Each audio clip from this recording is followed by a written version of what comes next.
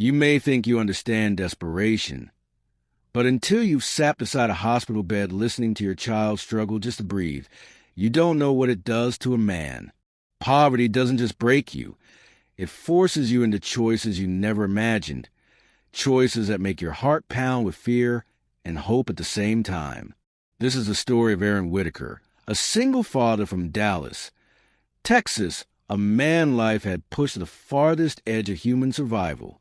Every morning, before sunrise ever touched the Dallas skyline, Aaron woke to the same sound, a hollow, painful cough coming from a small room across the hallway. His daughter, Lily, barely 7 years old, with strawberry blonde hair and big green eyes that always shimmer with innocence, carried a congenital heart defect that was slowly killing her. She needed a surgery costing more than $250,000, and Aaron didn't have $60 to his name. Life wasn't always this bleak. Years ago, he had a wife, a small suburban home in Arlington, a steady mechanic job at McKinley Auto Repairs, and a future that felt secure. But that life shattered the day the doctor said Lily's heart was failing. Insurance would not cover the surgery. Bills stacked like mountains. And his wife, Hannah, she looked at him with a gaze so cold it could have cracked the floor.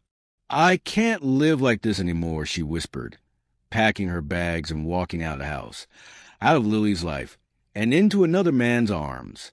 She said she wasn't strong enough to fight that kind of storm. She left Aaron with the pieces, the debt, and a dying child. Aaron sold their home, used every dollar on medical debt, and moved into a cramped third-floor apartment in East Dallas.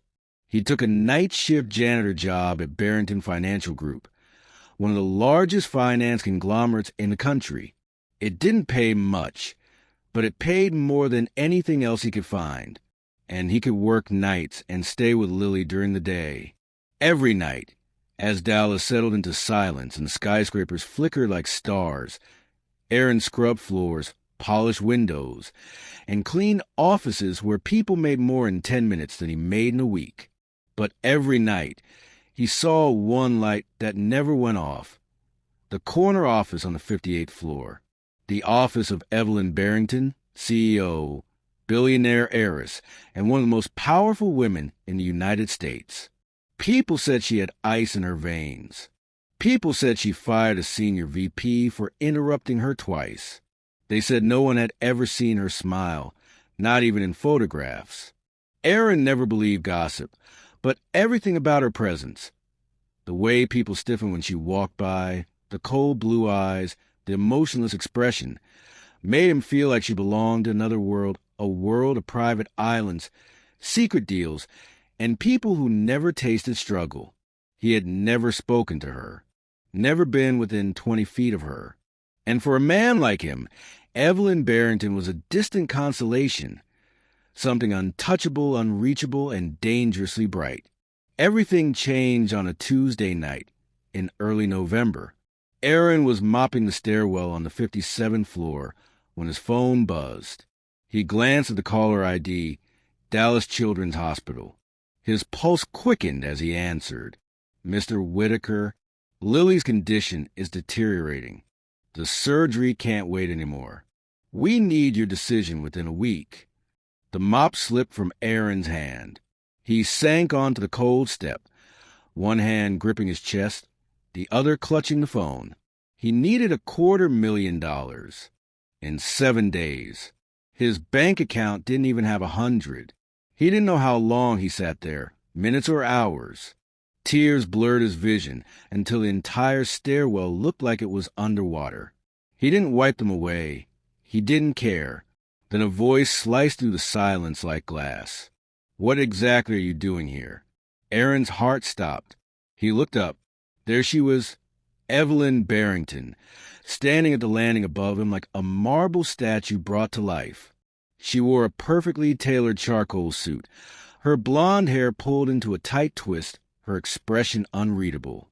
I'm so sorry," Aaron stammered, scrambling to his feet. "I'll get back to work immediately." But Evelyn didn't move. She didn't blink.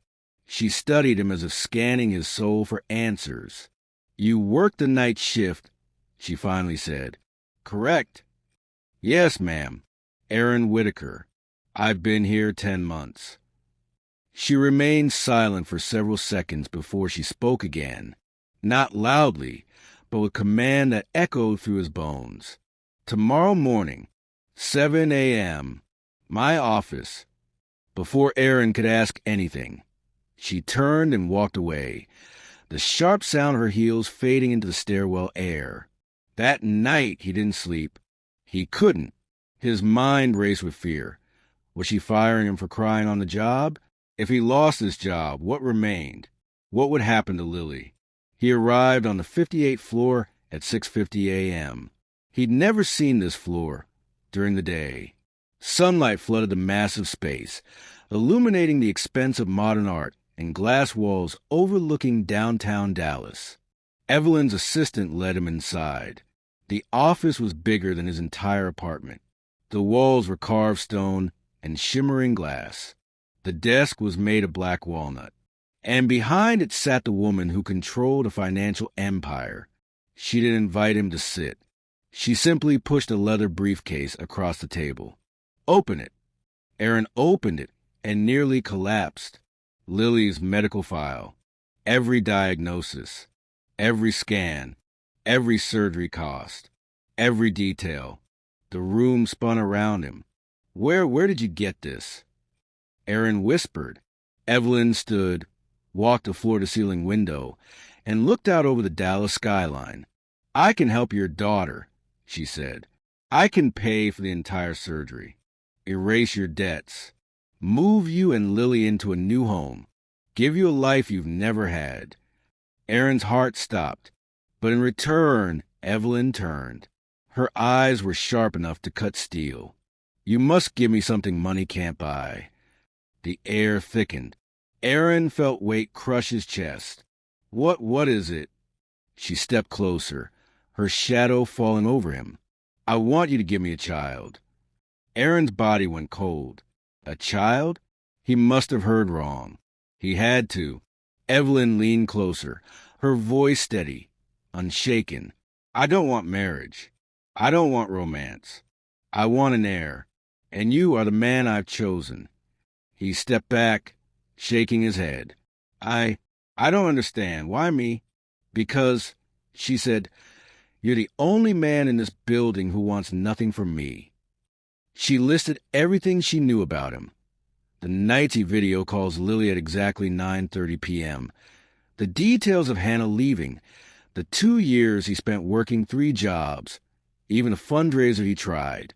She knew more about him than any stranger ever should. Aaron felt exposed, seen, and terrified. Evelyn didn't blink.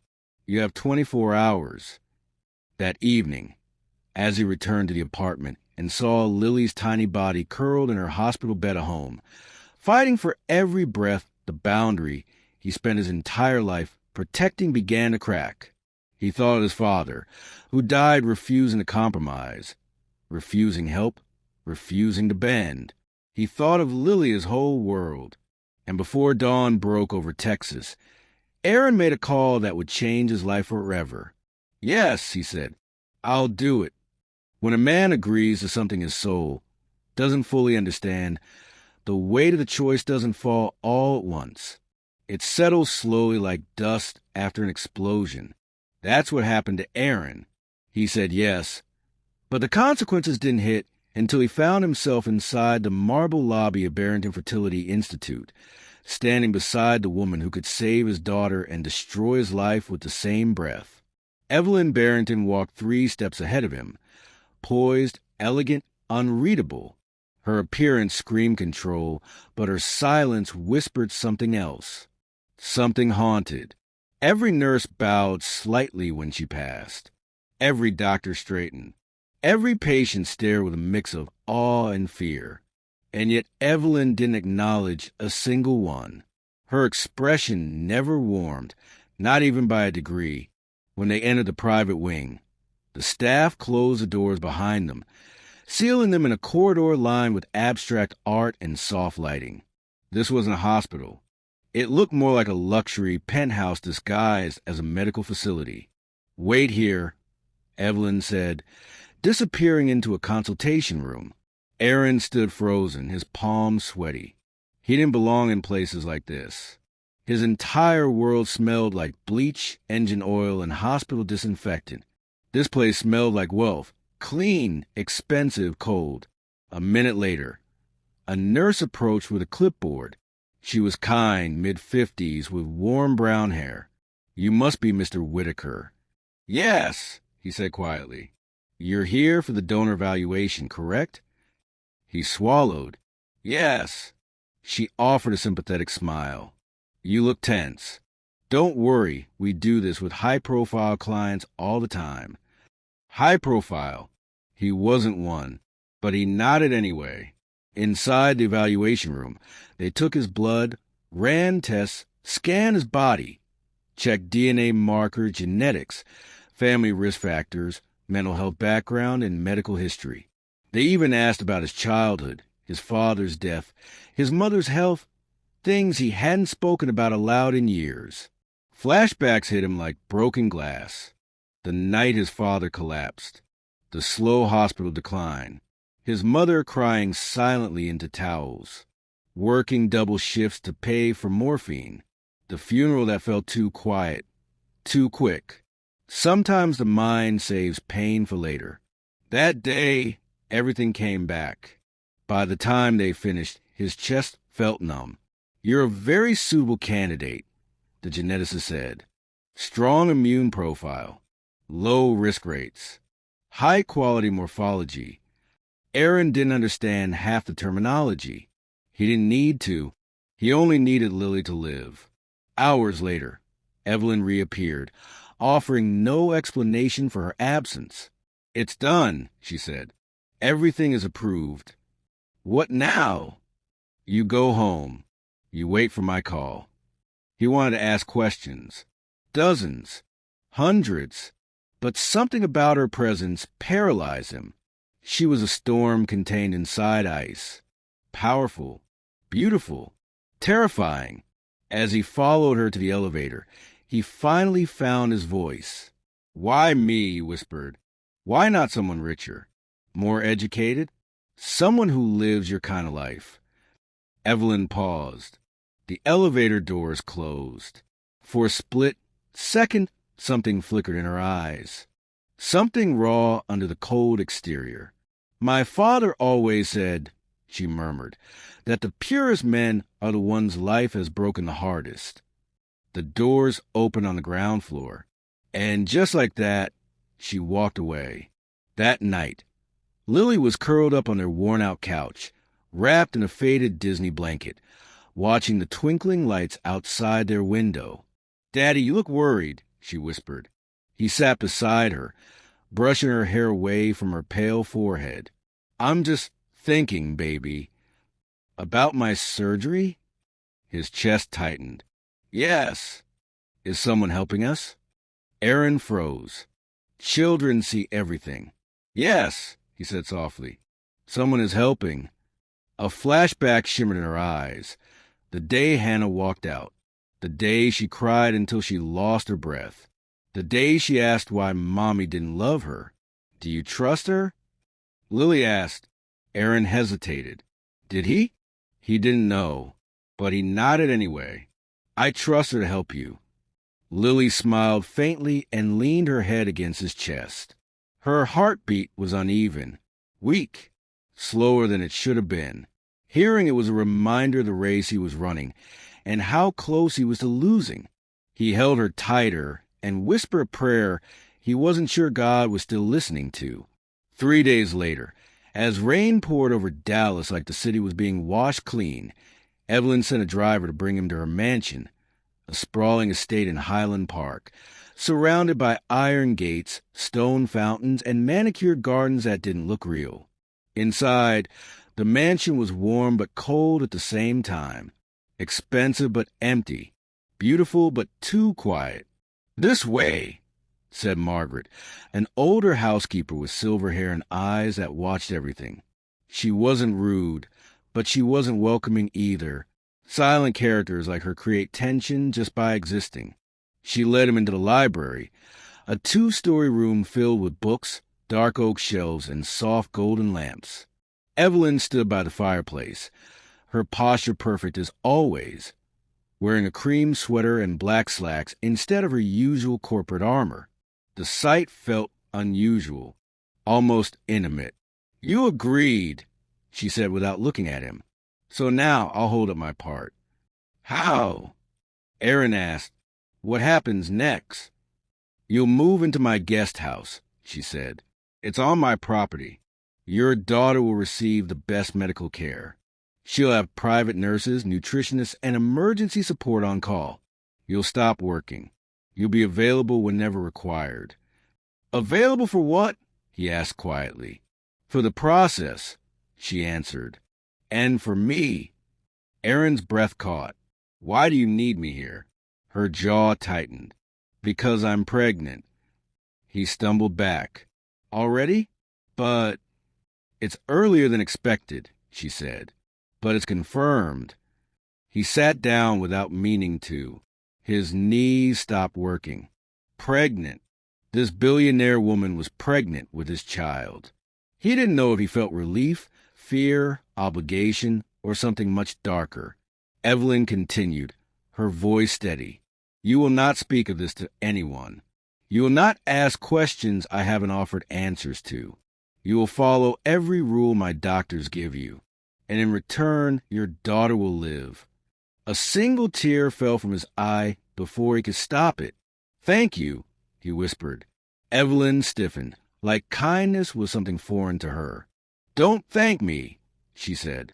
"You haven't seen the cost yet." As she turned to leave the library, a framed photograph slipped off the mantel, crashing to the floor. Aaron bent to pick it up. It was a picture of a woman. Soft brown hair, warm eyes, gentle smile. Evelyn's mother. The same woman from the memorial books in her office. "Who is she?" he asked. Evelyn didn't answer for several seconds.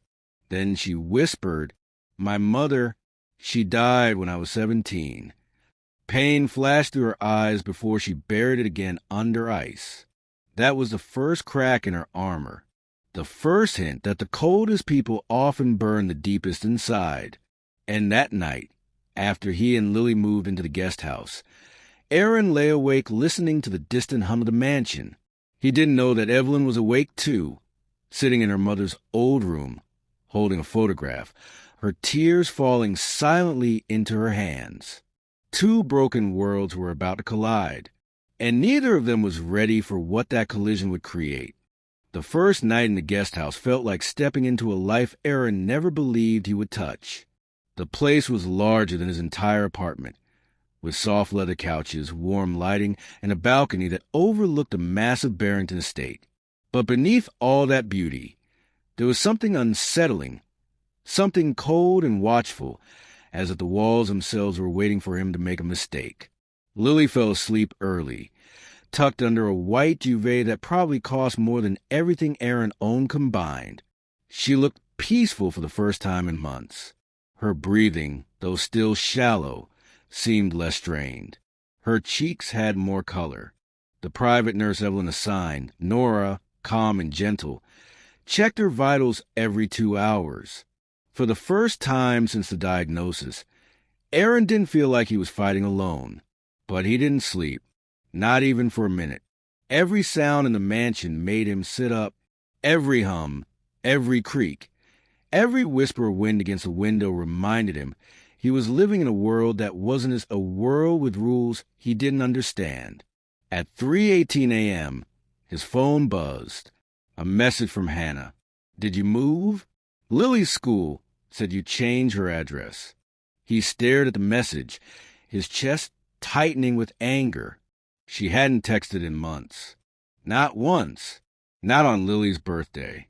Not on Christmas. Not even on the night Lily collapsed, and he begged her to help. He didn't respond. Another message came immediately. "Are you with someone?" He turned off his phone. Lily was dying, and that woman had the courage to ask that? He walked to the balcony, needing air. The sky over Highland Park was dark, the mansion lights glowing softly across the estate. He wrapped his arms around himself, trying to stay warm. Then he noticed a faint glow of a single light inside the main house. One room, one window, Evelyn's. She was awake. He could see her silhouette, sitting in a chair unmoving, as if frozen in time. For some reason he couldn't understand, Aaron felt a pull. Maybe it was a loneliness. Maybe it was the weight of everything.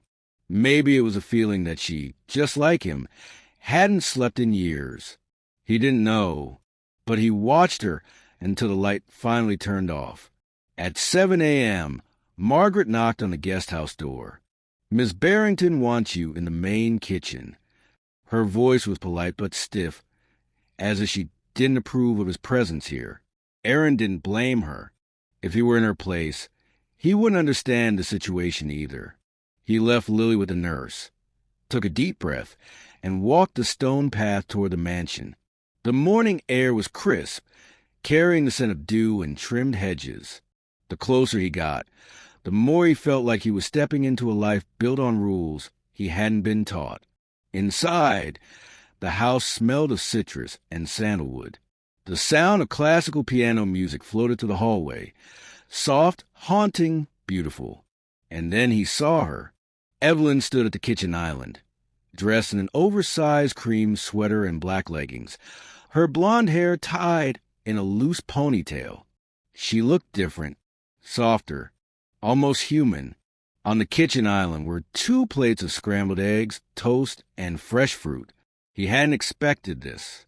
"You're awake early," she said, not lifting her gaze from the pan she was drying. "I didn't sleep much," he admitted. "I don't sleep," she said flatly. He blinked.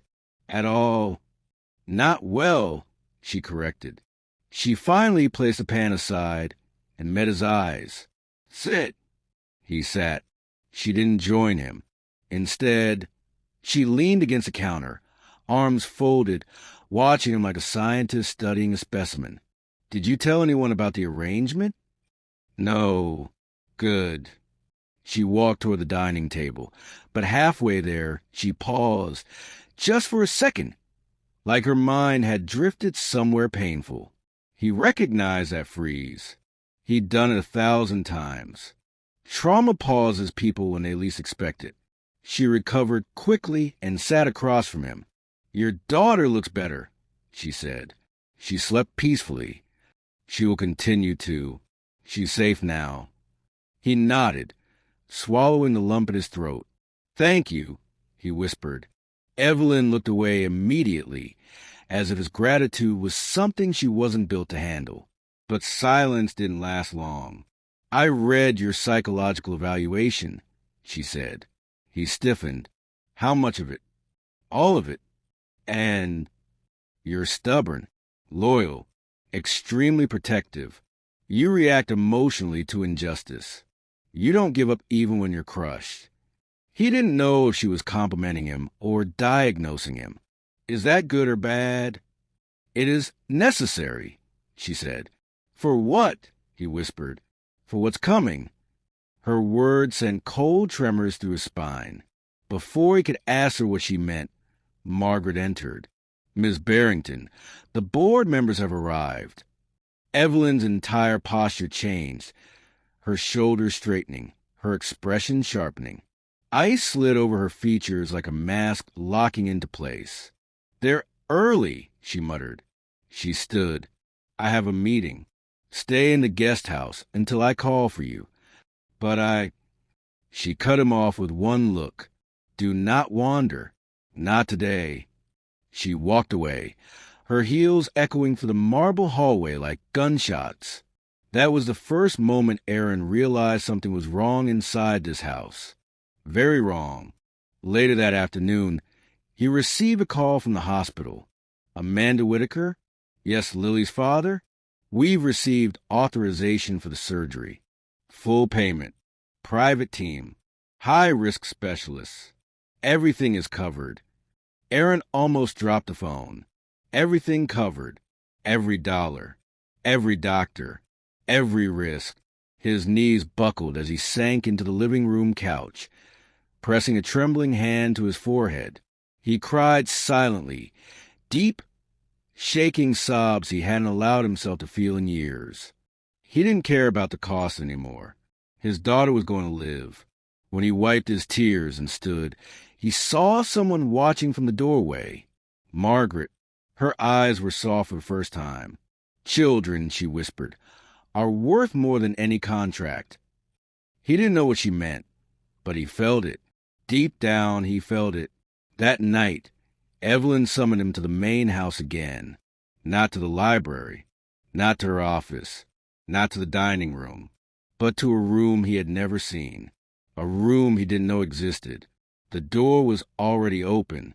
Inside was a dimly lit space filled with photographs, soft white curtains, floral wallpaper, and a faint scent of lavender.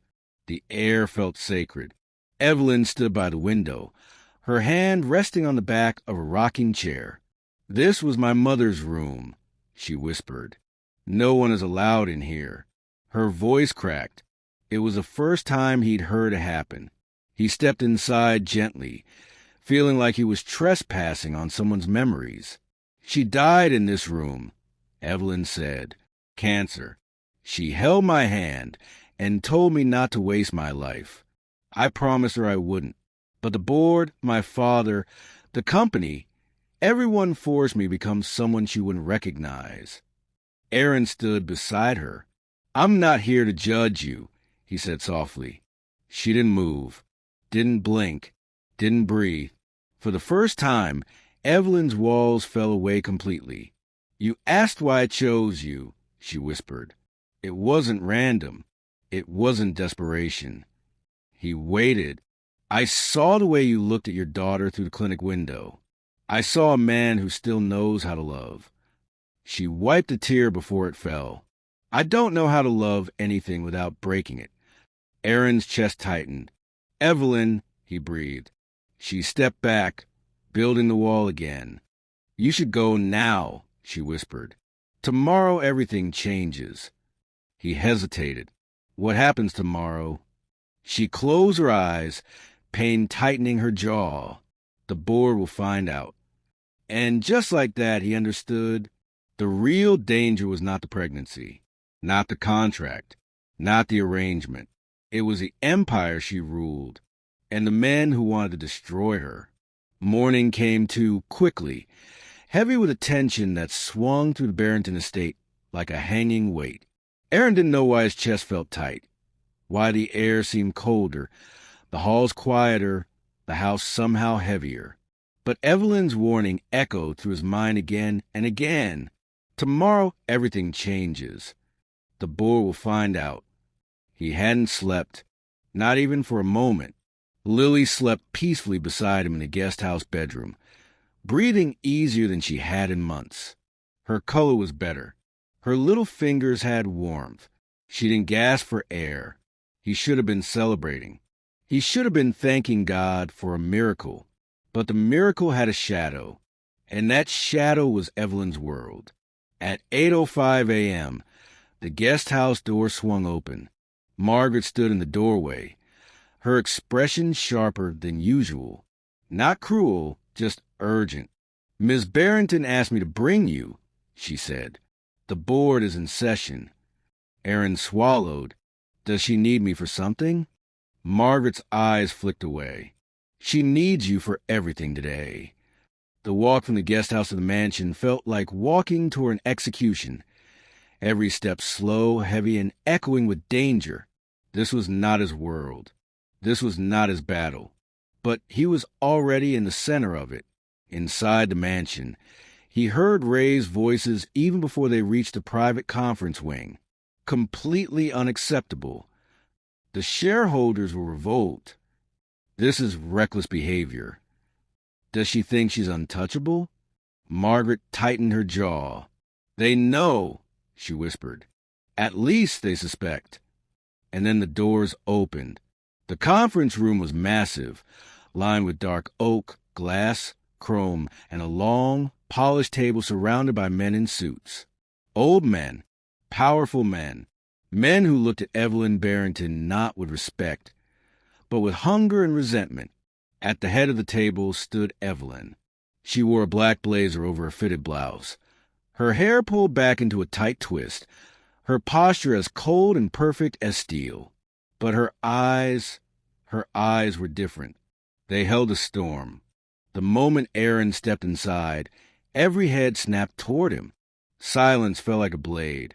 One of the board members, Harrison Blake, a man in his late 60s with silver hair and eyes like ice, leaned back in his chair. "So," he drawled, "this is the man." Another board member scoffed. "This is the father of the child she's carrying?" Aaron's stomach plummeted. They knew everything. Evelyn didn't flinch. "You wanted transparency," she said sharply. "Now you have it." "Transparency?" Blake barked. "You conceived the child with a janitor." Aaron stiffened, humiliation burning up his throat. But Evelyn stepped forward. "You will not speak about him like that." Blake smirked. "Why not? It's true. You expect us to ignore the fact that you jeopardized a multi-billion-dollar company for personal desperation." The room buzzed with murmured agreement.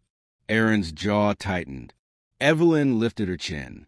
"My personal life does not affect my leadership, doesn't it?" Blake countered. "What happens when the media finds out? When shareholders discover the CEO of Barrington Financial Group is pregnant with the child of a man she plucked from the basement cleaning crew?" Aaron felt his fists clench. But Evelyn didn't blink. "You will not use this child against me," she said, her voice low, trembling with anger. "And you will not use him to attack the man responsible."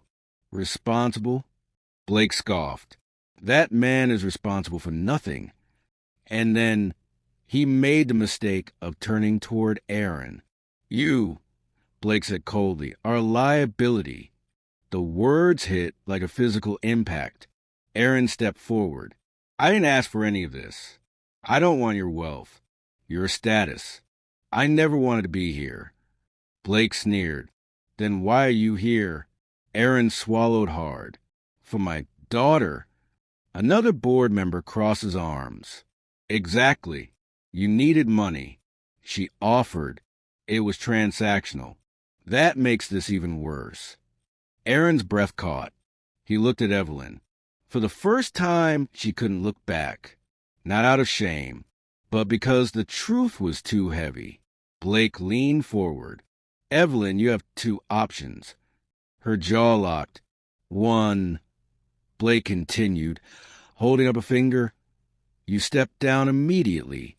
Transfer voting power to the board. We appoint an acting CO." A pulse shot through the room. "And two," Evelyn asked softly, "you terminate the pregnancy, and we bury this mess permanently." Aaron's blood ran cold. He felt the world tilt, like the floor had fallen away. Everything inside him exploded. "No," he whispered. No, you can't." But Blake was already standing. "The company comes first. Always." Aaron lunged forward, fury burning through every nerve in his body. "You think you can pressure her into that?" he shouted. "Into killing her child?" "Our company," Blake snapped, "is worth $84 billion. One scandal, one leak, and we lose 20% overnight. I will not let her emotional instability ruin us." Evelyn's breathing became shallow. Her hand trembled.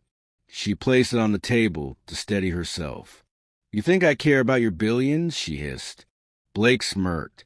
"Care or not, you signed contracts. You swore oaths. You represent a legacy. And if you choose a janitor's baby over the empire your father built..." "Enough." Evelyn's voice cracked the air. Hard, sharp, dangerous. Her eyes burned with something none of them had seen before. Fire. "You want to know why I chose him?" she asked, her voice trembling with fury. "Why I didn't choose one of your Harvard sons or Yale-raised puppets." Blake's expression twisted. "Because," she continued, He is the only man in this entire building who isn't poisoned by greed. The room fell silent. He is the only man who didn't look at me like a trophy. He is the only man who didn't manipulate, deceive, or use me. He is the only man who sees the world with a heart that hasn't been destroyed by power. She stepped closer to Aaron, and he is the only man who should ever father a child. The board members shifted uncomfortably. Blake's face reddened with anger. This is emotional instability. This is clarity. Evelyn cut in. She turned to the room. I will not step down, and I will not terminate my pregnancy. Blake slammed his hand on the table. Then you leave us no choice. We will call an emergency shareholder vote to remove you. The public will know everything. Evelyn stiffened, but she didn't break. And then something unexpected happened. Aaron stepped in front of her, not aggressively, not fearfully, but protectively. Expose her, he said quietly, and I will expose you. Blake blinked. Excuse me? You think you're the only ones who know secrets in this building? Aaron asked. The only ones who hear things, see things, know what happens behind closed doors. Margaret, standing in the corner, stiffened ever so slightly. You fire night staff all the time, Aaron continued. You assume we're invisible. You assume we don't hear your deals, your bribes, your offshore accounts, your client leaks. The room froze. You expose Evelyn, he said slowly, and I will walk straight to the SEC. A chill sliced through the air. Blake stared at him, astonished, furious, shaken. How dare you? Try me? Aaron said. Silence. Then a voice from the back spoke. Mr. Whitaker, what exactly have you heard? Aaron didn't smile, but his eyes didn't break either. Enough. Blake looked around the table, realizing the room was shifting. The power was shifting. Everything was shifting. He clenched his jaw. This isn't over, he growled. Not by a long shot. He stormed out, followed by several trembling board members. Soon the entire room emptied, leaving only Evelyn, Aaron, and Margaret. The silence was suffocating. Evelyn stared at Aaron as if seeing him for the first time, not as a donor, not as a contract, not as a desperate father, but as a man. You shouldn't have done that, she whispered. I had to. You put a target on your back. I already had one. Evelyn's chin trembled, not in fear, but in something deeper, something she never let anyone see. She stepped closer. Aaron, she whispered. And then she broke, not loudly, not dramatically, just silently. Her head lowered, her eyes filled, her breath shook. For the first time, Evelyn Barrington, the coldest CEO in America, collapsed into someone's arms, into his. He caught her gently, holding her as she finally let go of everything she'd held inside. Her mother's death, her miscarriages, her loneliness, the empire suffocating her, the child growing inside her, and the man standing beside her in a war neither of them asked for. As she cried into his chest, Aaron whispered, You're not alone anymore. Her fingers tightened around his shirt. Neither of them knew what tomorrow would bring.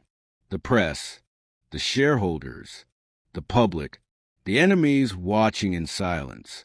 But tonight, two broken people found something that almost felt like safety, and in the quiet stillness of the Barrington estate, a new storm prepared to rise. Before you go, take a breath and subscribe. You deserve stories that speak to your soul.